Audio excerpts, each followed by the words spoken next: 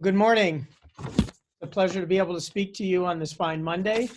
And I wanted to start off on a high note, and that's really to thank our team, especially the members that put together the commencement ceremony that we had an opportunity to watch this weekend.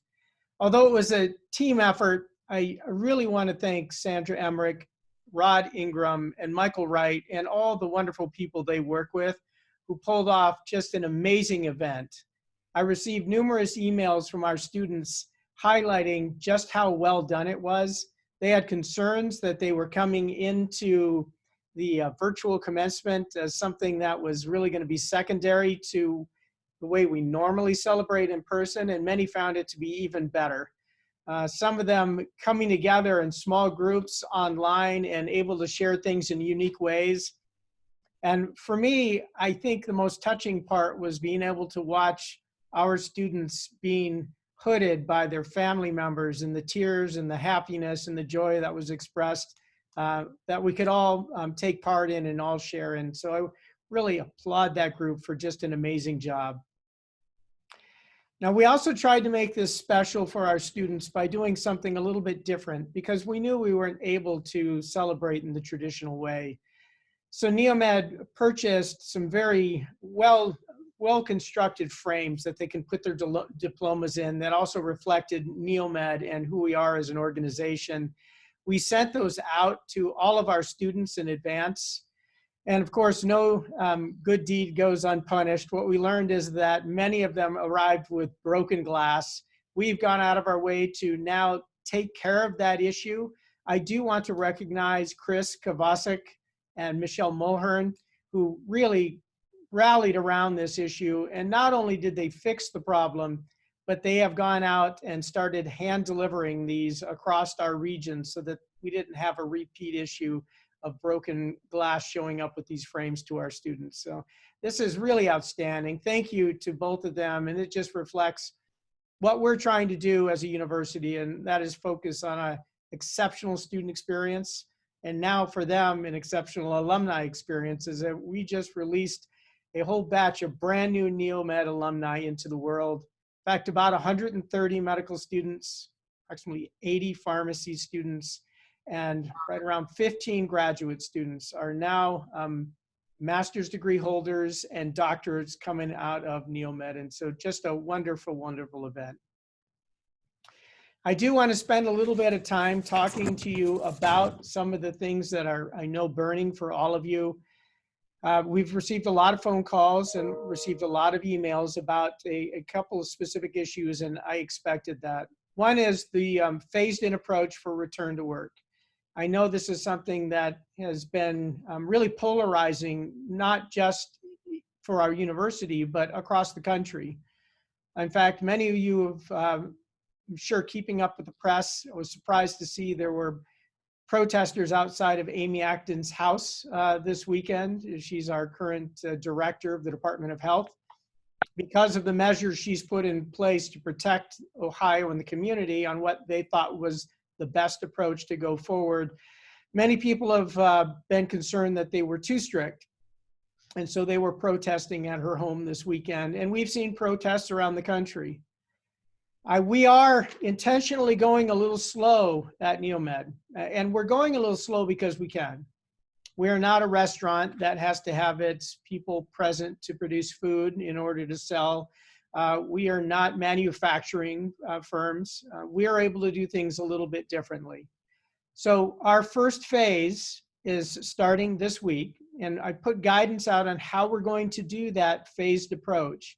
So those coming back initially really is not going to represent any substantial change to what we've been doing for the last several weeks. And that is people who are considered essential for the maintenance of the university and its functions needing to be at work. Now, everybody in our community, all of our employees are essential, but some of you have tasks that can be done at home. Some of you don't need to be here to do what you do. While many of you have been at home, our operations team who take care of our facility, who repair the university structure, who maintain our grounds, and our police force have been coming to work every day. Now, during some periods of that time, they've come in off shifts. They've figured out ways to maintain distancing, but now they are really back in full force. And what we've decided to do was really come back and unify with a policy and a set of procedures that are going to ensure that we're keeping them as safe as possible. We've been doing this all along, but we formalized this more in a document now. The other group that I'm making this available to, now this is going to be an opportunity that's not mandated over the next couple of weeks, and that is for our researchers who feel they need to be on campus to conduct critical research to move their work forward and to be competitive for national grants, will be allowed to elect to come into work. Now, doing so, they still have to maintain all of the procedures and policies that we put into place. And I've asked all of them to sign a document showing that they've read what the rules are that are put in place for their safety and the safety of their coworkers. This includes the fact that unless you are in an office at the university with a closed door, like I am now, that you don't need a mask, but otherwise you will wear a mask at all times while on the campus. That university offices will only house one individual. There will not be multiple people in an office. Even if they're masked, the interactions will have to take place outside of closed office settings. We are also mandating hand washing as provided by the CDC. And when people come in, they will still come in through one entry point at the university. They'll sign a document noting that they have taken their temperature for the day and have also noted that they do not have any new symptoms consistent with COVID-19 or any other type of upper respiratory type viral syndrome. That all rules will be followed regarding social distancing. And these are all in place for everybody's health and everybody's safety. For the rest of our community, we can continue to work from home as we've been doing. We'll continue to take advantage of Zoom meetings. I'm asking our staff who do come into work to continue to meet via Zoom, not to meet as groups inside of rooms on the campus. It's very effective, and in fact, in many ways, it's more effective, but at least this is safer, and that's the most important piece, is to maintain the safety of everybody on campus.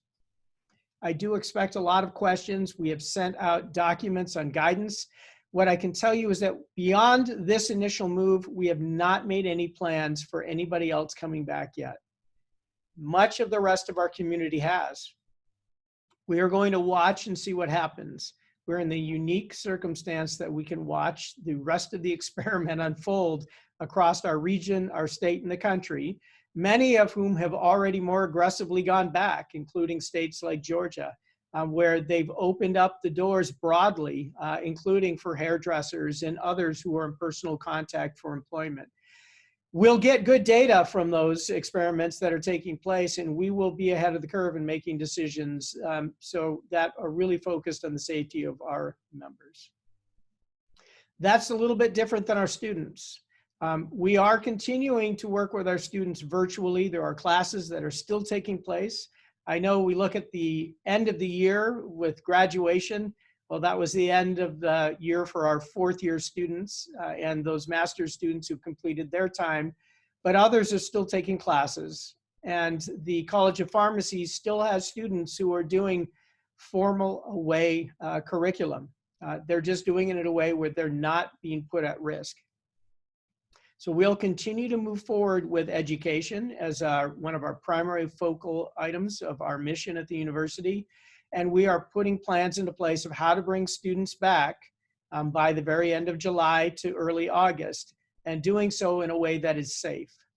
Unlike most universities, we do not have traditional dormitories. We do have housing on our campus, but it is essentially no different than an apartment complex anywhere else where many of you are staying at this time. We maintain the cleanliness and the hygiene of the entire building at a very high level and in compliance with CDC recommendations for prevention of COVID-19. So if anything, it's as safe, if not a safer place for students to be able to live. we have to weigh this with the fact that we have an obligation to produce a healthcare workforce to take care of Northeast Ohio.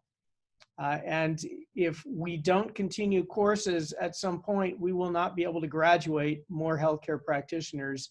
And then we'll have a real issue to deal with of a potential continuing problem with COVID, but a lot less practitioners to take care of the patients who go through. So just please be assured we will put safety first and foremost. And at the same time, we'll continue to carefully move forward. Anybody who's going to be asked to come back to work will know well in advance. And our goal right now is not to do that with anybody who doesn't need to be here. And also to go out of our way to ensure anybody who is at higher risk or lives with somebody who is at higher risk is the very last to come back to work. That said, for those members who are researchers and elect to come back because they feel it's critical, that is a risk they're going to take based on their own decision. They have to follow our rules and our policies to ensure that it is as safe as possible, but we are not going to tell them that they're not allowed to come because they happen to be over the age of 60 or have other risk factors. That is for them to weigh the risks and benefits of, and that's exactly in line with what's being done across the rest of the country. The other topic that's, I know, really got to be pressing in the back of people's minds are the economic downturn issues that have occurred with COVID-19. We have a huge unemployment rate right now, and I'm sure many of you are keeping up with other university press on what they're doing around the reductions that have taken place, both major losses to universities because of the way we've changed our models during the initial aspects of COVID-19, but also for what we are told are big pending cuts coming from the state. The University of Akron and Kent State University have also already announced very large cuts, both furloughs as well as layoffs and salary reductions. Larger salary reductions to more senior personnel, but many of them are planning salary reductions across the board. Just this weekend, the University of Ohio announced a plan for 140 layoffs, as well as many more potential furloughs, and other universities across the state are going to be following suit. I sat down with many of the senior leadership team members from NeoMed last week. We essentially did a closed meeting on Zoom for 2 hours, and our tasking that everybody prepared for in advance was, what can we do to prepare for the fact that we're already taking financial losses and we're expecting up to a 20% reduction in funding from the state of Ohio. We don't know the number for sure. We've just been told to prepare for up to 20%, and it could be more. So the number one premise we had coming into this meeting was, besides being prepared and knowing your numbers coming in, is let's do everything we can to ensure that we keep our team members at NeoMed employed and gainfully employed here without the need for layoffs and furloughs, if at all possible. And secondary, if at all possible, not to have to reduce anybody's salary or wages.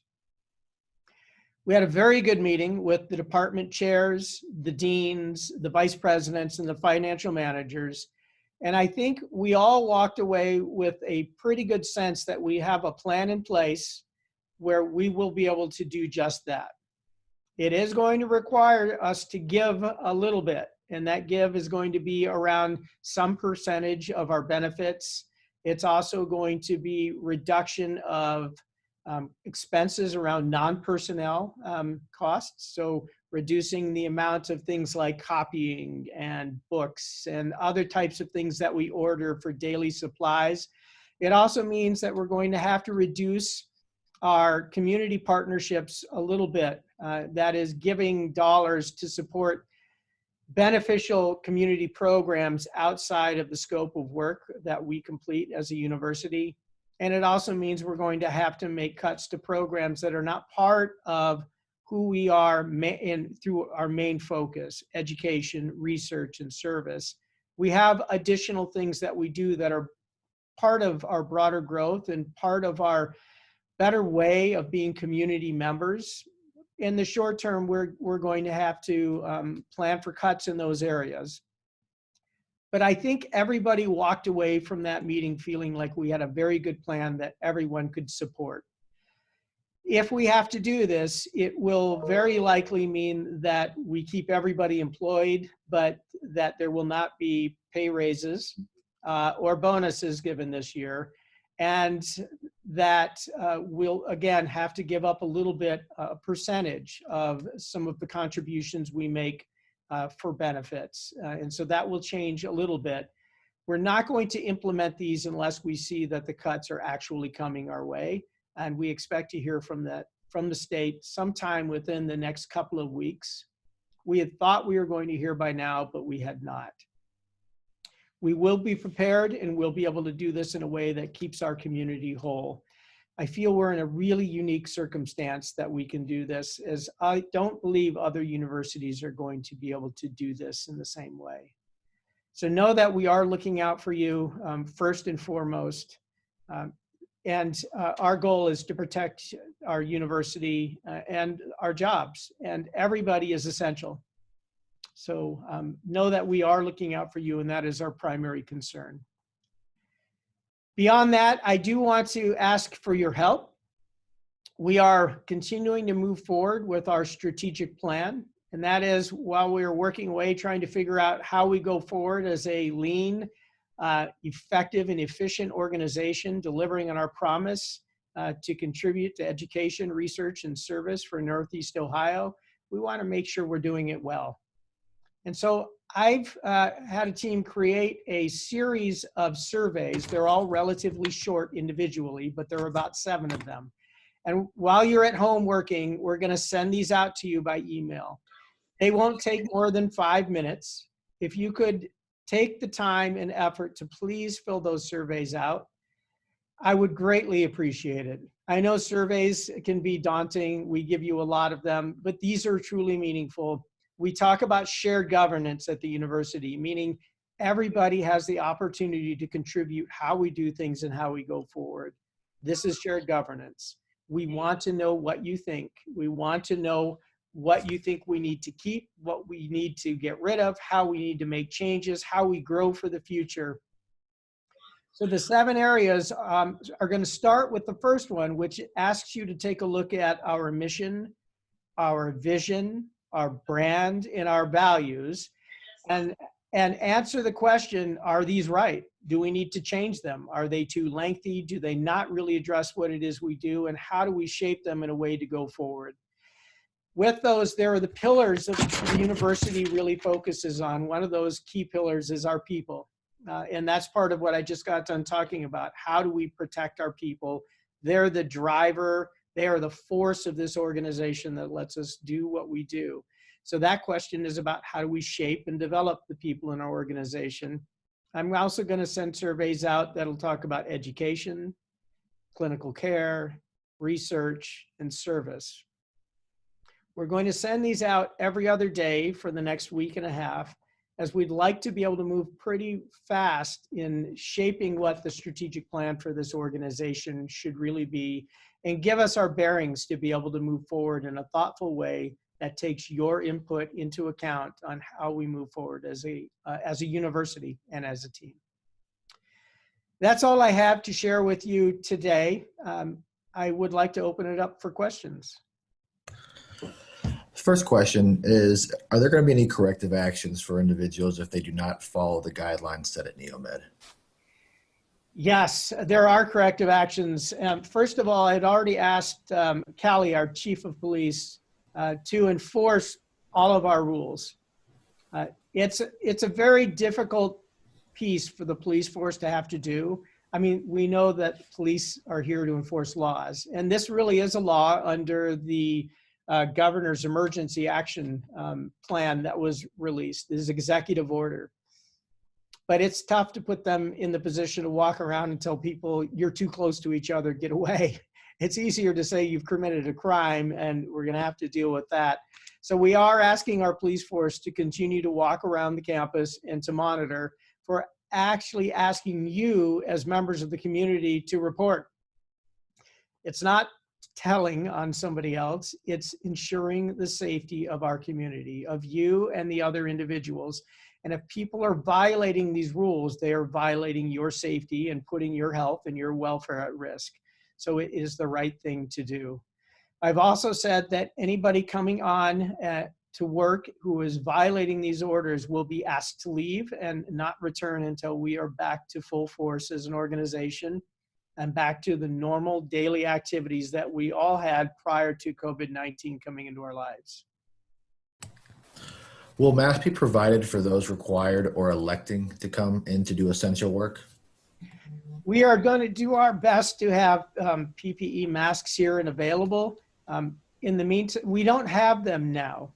They're just not broadly available anywhere in the community, though that is improving. We are going to order them when they can come in. Right now, we're asking you to follow the government recommendations that you come in with homemade masks. These can be anything from balaclavas that you might wear skiing to being able to take a scarf or a bandana around your nose and your mouth, or going out to the stores and purchasing the couple $1 to $10 masks that are available. I do know we've placed an order for some to come into the bookstore. I think that number was about 1,000 masks. I don't hold me to that. I'm trying to remember that conversation, but I do know that we ordered some also to be brought into the university. We gave away and donated a lot of our PPE stock for working with animals, and we need PPE. What is the status on that? We had that discussion today, and when I met with the deans and the vice presidents, and I asked them to get that underway and get that ordered now. As a medical university, we will be able to get some of that equipment in. The one thing that I understand has been a holdup, both locally and regionally for our health systems, are gowns. But the other pieces of equipment for medical containment reasons can be made available, and we should be able to get that in fairly soon. Will considerations be made for students that fall in high-risk categories? Well, yes. Right now, the students are still continuing to be present virtually. And we won't plan to really bring them back in force onto the campus until the end of July. That's our current plan. The trade-offs we're going to have to deal with are how to keep people safe, but also ensure that they're able to attend mandatory laboratory programs at minimum. So gross anatomy would be one of those. How do you learn an anatomy in order to be a physician? As a pharmacist, how do you do your compounding labs? Those are going to still need to take place, and they're going to take place on the campus. So what I've asked our team to do is look at ways to make it ultra safe.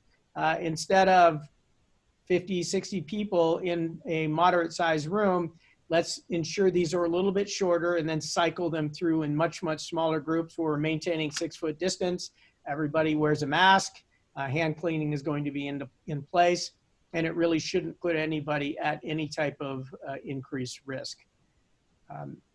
Overall, how we deal with the unique one-offs where we may have a student who, for instance, is on a drug that is severely immunosuppressing, that's something we're going to have to take as a one-off. It's not really clear how that's going to work yet. We do need to ensure they're educated, because we can't, we need to take care of and look out for people. But the one thing we can't do is not adequately train somebody and then graduate them as a physician or a pharmacist and say, couldn't make them good enough. And you're going to have to accept them as good enough. Couldn't get them to where they needed to be. That's a disservice to the whole community.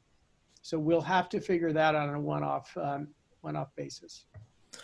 How much of NeoMed's budget is from the state funding? State funding for our budget is roughly close to 30 to 40%. 30% is probably a good number to throw out. Main portion of our funding comes from state dollars.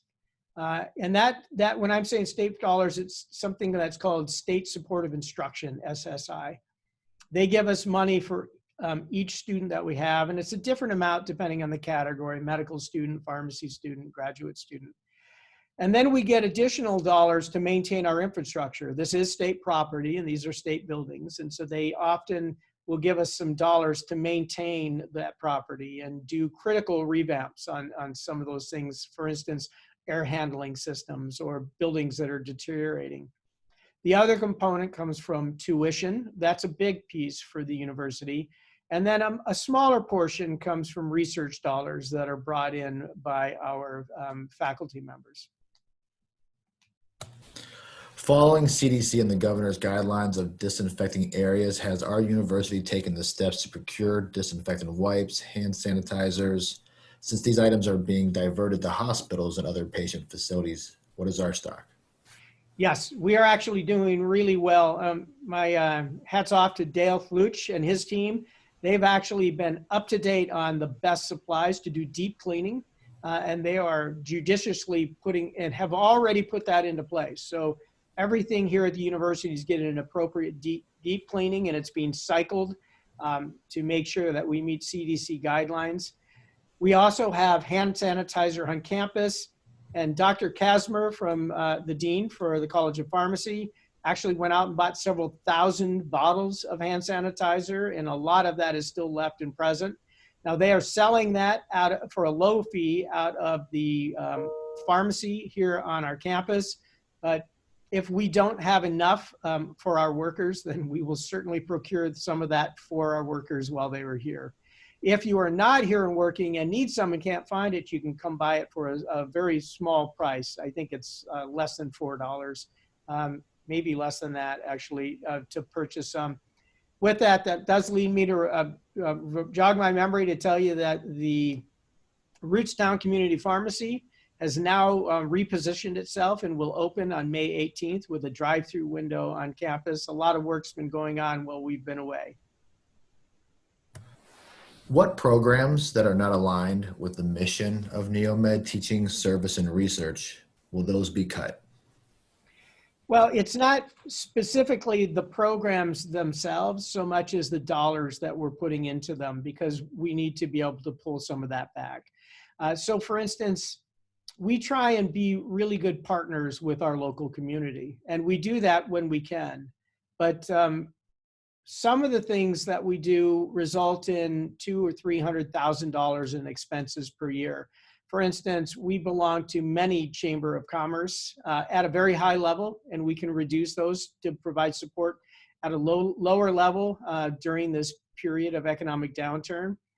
We also go out of our way to support great charities such as United Way, and we do that at a fairly substantial amount. So we'll have to look at some reductions to the amount of dollars that we give during this tough time. We would hope to be able to get back to our normal level of giving. They support many things we do in kind here at the university, but those are the types of things that we're looking at reducing expenses around, as well as the travel. So right now we have been on a travel freeze, and the university spends hundreds of thousands of dollars on travel, and it's appropriate. We have to be present at national meetings for our accreditation. Our researchers and our students go off to scientific meetings. While we are on this COVID-19 freeze, we've frozen all travel, both international and domestic. And so that'll also result in a substantial amount of savings. The other piece that we've looked at is we've not been having big events. And some of those big events that we hold are at times drawing a substantial amount of funds from departments and colleges and the university coffers. And so we've asked to have those either eliminated or reduced until we can get back on track financially. Because the key, while those are very important, I mean, those are important for uniting our community, including our team here internally. I think it's more important that we use the dollars that we have to pay our employees and to ensure that we're providing great education, conducting great research, and providing service to the community.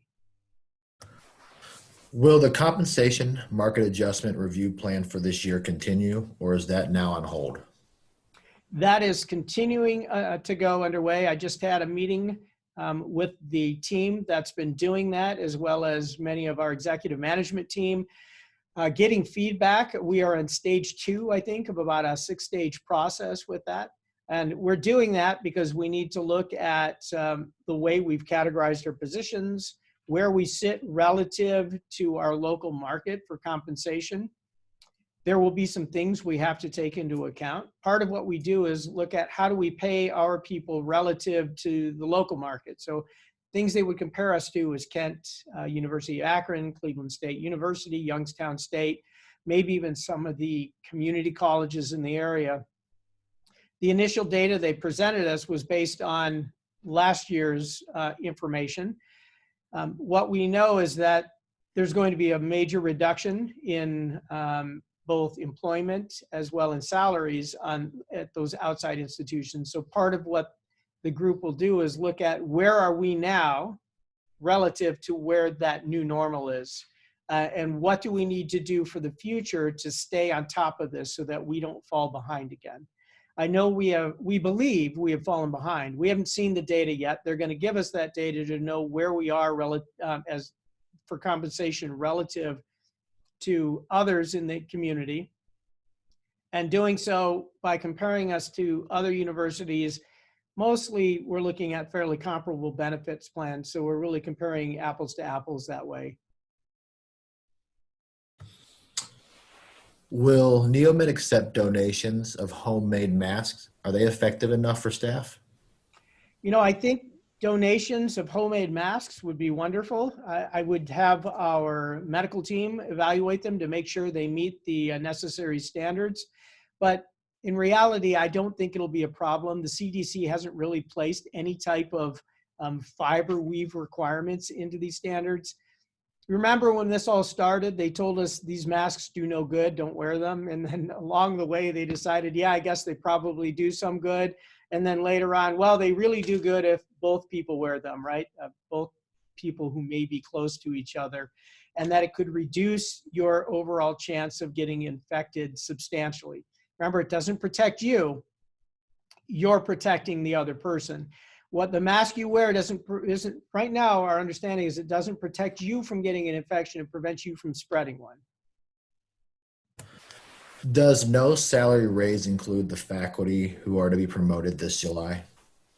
That's a discussion that we've had with the leadership team. The thoughts were that the very few faculty members who were promoted are actually already sitting in that spot and was planned for, and so that we can't really not put them at the same level as their peers.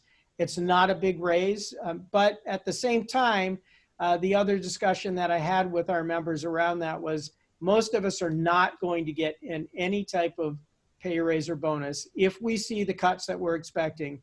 But there are a few members of our community also, in addition to those members, who may get something. We're especially trying to focus on our members who are in the lower pay structures. So people who are making less than 50 or 60 or 70,000 a year, we don't know the exact number. I'm having our HR team look at this.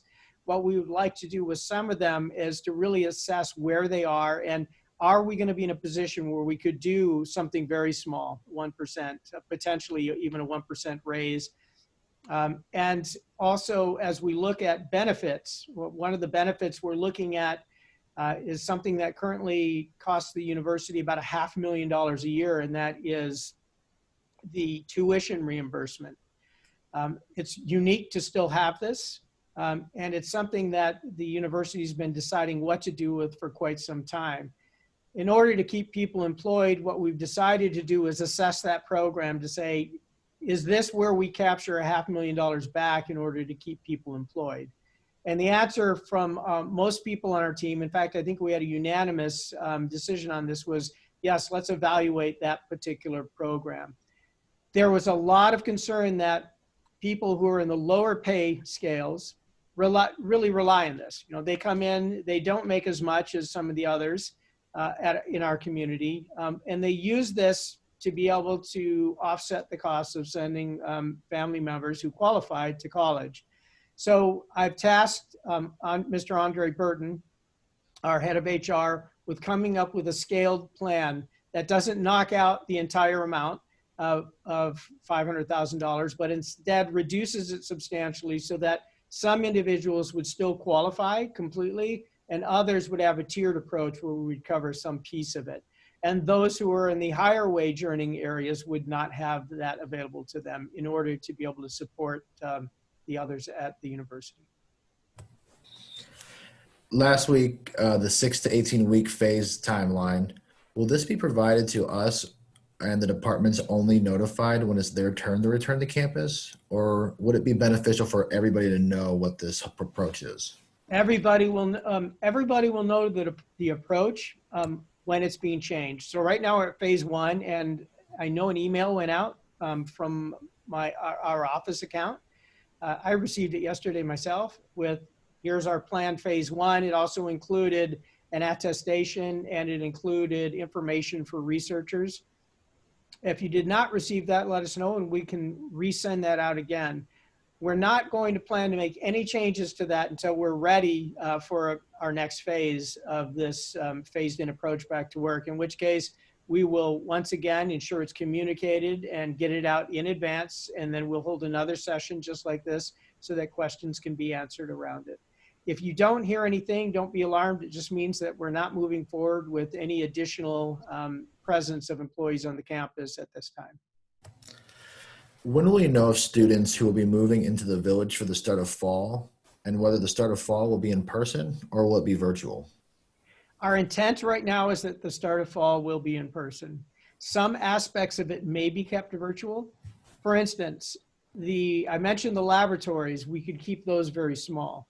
We also have some courses where we put very small numbers of people, 4, 5, 6 students can go into a fairly larger room. But we may be in a position, it just depends on the data that we see at that time, where we don't want 180 students in a very large lecture hall, in which case we would then hold that portion of it virtually and then bring them in to the campus for the laboratory components that they'd have to undergo. And again, this is going to be something that we have a discussion with the Department of Higher Education's chancellor, with the Department of Health, and with the governor's office to make sure we're okay to do. But we really can't be in a position where we're not adequately training our future pharmacists and physicians and scientists. Many of them still have to be present to conduct this critical research we talked about also. So there are some pretty important areas that we need to focus on. So our intent right now is that the village will be filled. Again, it's just an apartment building with its own private bathrooms, full kitchens, washers and dryers. This is not a dormitory. So we feel it's safe for them to be here. And we have never closed the village, actually. It's remained open this entire time. Is the contracted environmental services company increasing their staff to ensure the restrooms, common areas are effectively cleaned as we continue to phase back? I don't know what we've done specifically, and I can find that information out as far as our contracted individuals, but Dale Fluch has assured me that we are doing extra cleanings now. So we are coming in, following the appropriate guidelines, the CDC, using the appropriate chemicals, and now doing much more frequent deep cleanings. So I know we are doing the cleanings. Whether we're doing that internally or doing that through increased contracting, that I don't have an answer for you on right now. What about medical students who are participating in summer research programs? Will they be allowed to be on campus in June, July under safe practices and lab spaces? So Dr. Schmidt, our VP of Research and Dean of College of Graduate Studies, is working on that program. Right now, they are planning this to be virtual. If there is a way to bring people on campus to be safe, when it's absolutely required, we can visit that. What I said we would do on the initial phased-in approach is any researcher who feels it's critical to be here and follows the policies and guidelines is allowed to bring one research member of their team, it could be a student, to come in and work in that laboratory under very strict guidelines. That said, it can only be a volunteer employee or student. You cannot mandate that person comes in. The researcher is elected to be there on their own accord. That also has to be the case for the employee or the student. But that program is moving forward for student research. It's just going to be heavily virtual. We are paying for a compensation study. Why are we continuing to pay for that if raises are being put on hold? Well, the compensation study was already allocated before we did any of this. And so those dollars were promised, and the intent of that was, well, first of all, I reduced that compensation study substantially from a financial impact already. We've decided to go internally with our faculty. So this is only looking at our staff structure. And this is really to let us know where we are with our staff for now, for the next 5 years forward. If we didn't do this, then we risk being in a position where we are continuing to underpay everybody on our team, even going forward once we've recovered from this financial hit from COVID-19. And what we would have done is greatly delayed our ability to benefit those staff members who are compensated at this university. We've also figured out a way to do this so that it's not really the amount of money we're spending on this consultant group is very small. And the dollars we were able to cut from programs that are not going to impact our faculty and staff in any substantial way was pretty easy to do, and it's more than offsetting that number. It was a decision we had to make, and we made the decision to move forward since we had already allocated it before we were asked to make these cuts. 2 final questions. The bonuses that we will not be getting, is this for the past 2019-20 performance year, or will this be the upcoming 2021 performance year? It's for this past performance year, not for next year. We may be in a position where next year works out. And I'm not telling you it won't happen for this year. I'm saying be prepared that it won't happen this year. We still don't know what the state cuts are going to be. We had hoped to know by now, but we know that the state legislature and the state governor's office are working on this, and it may be weeks before we hear. If they come back and say it's only a 5% cut, then we'll be in much better position. We won't be able to do quite as much as we would have hoped to do, but we'll be able to do something. If they come back at 20%, then we're going to say we can't do anything. And if it comes back as substantially more than 20%, then we're going to have to come back and revisit the entire plan, because our plan was really predicated on what we've been informed is very likely a 20% cut. Has there been any cost savings with a reduction of utilities and resources on campus with staff working offsite? Our expectation is yes. I haven't received that data yet. Our expectation is that we've had increased costs in a lot of areas and decreased costs in a lot of other areas. So when people are not here, typically that means there's a reduction in the number of things that get broken, right? The appliances, the building infrastructure. I expect that we're going to have decrease in costs around equipment being utilized by our ops team for that. I also think we'll have a reduction in utilities. We'll also see a reduction because nobody's been traveling, even though we've got a travel freeze and we have a hiring freeze. Those things have not been taking place on our campus. Many of the big, wonderful celebrations that typically happen this time of year have also not taken place. Those include individual events that departments have or individual events that colleges have. It's been more difficult for our students, and we've done everything we can to give them a replacement for that. But overall, we do expect some type of cost savings for those. What we don't know yet until we get the final numbers is were the savings more than the decrement. With that, I'll tell you that we also are expecting roughly a 20% reduction in state funding for this last year that ends June 30th. And we won't get that reduction until probably June, but it's going to be all at once. And that is likely going to be, if we get the numbers we've been told, likely going to be about a $1 to $1.2 million reduction in our funding. And so those savings, if we have any, are really not going to be savings. We're still probably going to be taking an overall loss. That was the final question. Well, thank you, everybody. I appreciate the questions. I appreciate your interest and your attendance. And I will be back next Monday to give you an update and let you know how things are going. In the meantime, stay safe, stay healthy, and feel free to reach out to your state legislature and encourage them to support higher education and especially the workforce development of our clinicians, pharmacists, physicians, and others who are on the front lines fighting COVID-19. Thank you, everybody.